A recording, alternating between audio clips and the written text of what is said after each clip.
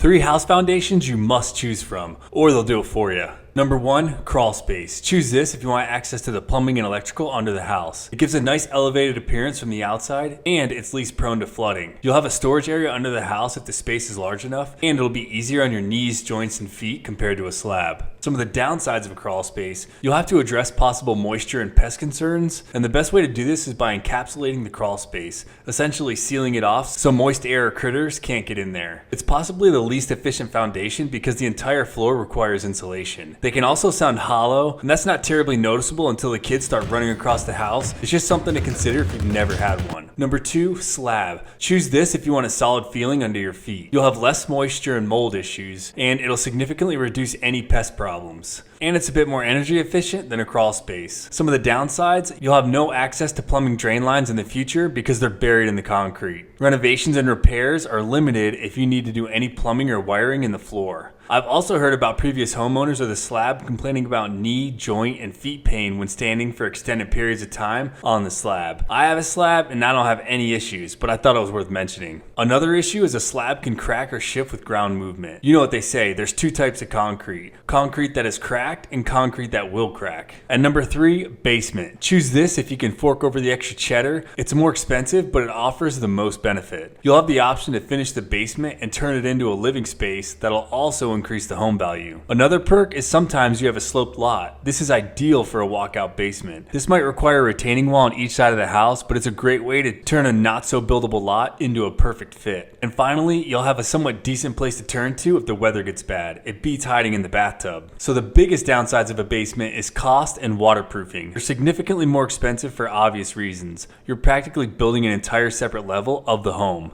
And moisture issues: these can be drastically reduced with proper waterproofing. I posted a video a while back going into more detail. If you search on YouTube 3 steps to avoid a sopping wet basement, it should pop right up. Alright, so after all that, which foundation are you choosing for your next house?